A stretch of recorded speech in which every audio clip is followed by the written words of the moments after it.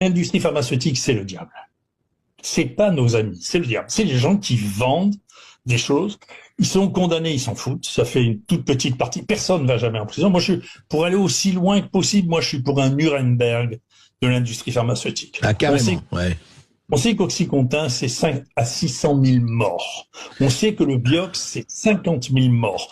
Mais dis donc, quand il s'agit de ça n'importe où dans le monde, on appelle ça des crimes contre l'humanité. Il y a que pour l'industrie pharmaceutique. On sait qu'ils ont menti. Après, les types disent, de temps en temps, ils s'excusent. Alors, le New England dit, non, on s'est trompé. Le Lancet dit, non, effectivement, on s'est fait leurrer. Tous les congrès, tout ce qui était sur la douleur qui représentait un marché absolument phénoménal était entièrement acheté par Purdue.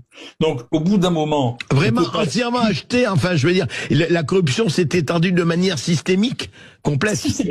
Systémique, avec les mêmes choses, des présentatrices qui sont mignonnes et certaines ressemblent plus à des call girls qu'à des visiteuses médicales, avec l'argent à foison, les voyages en business class ou en première classe, les autres, les palaces, les repas tous les soirs, et tout ça avec la main sur le cœur en disant mais c'est pour le bien de l'humanité. Non, c'est de l'argent. Voilà. Donc globalement il faut arrêter parce que mais on peut le dire et le redire, dans ce pays, chez nous en particulier, manifestement, le problème de la corruption n'accroche pas. Moi, j'ai été très intéressé aux États-Unis, j'ai suivi vous savez, la nomination de Kennedy, et il y a quelque chose qui montre les mœurs, jusqu'où peut aller la dégradation des mœurs.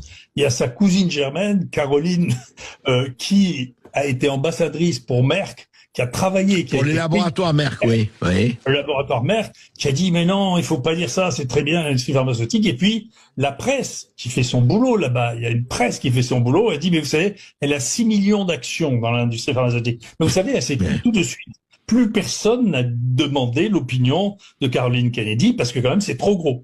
Mais aux États-Unis, ça passe pas. Ici, moi, le premier jour où j'ai parlé de la chloroquine, un de mes collègues, le professeur Raffi, m'a téléphoné de manière anonyme. On a trouvé qui c'était, il l'a reconnu, il a été pénalisé pour ça, pour me dire qu'il fallait que j'arrête, sinon j'allais mourir. Et il avait touché, dans les 6 dernières années, 600 000 € de l'industrie pharmaceutique du sida.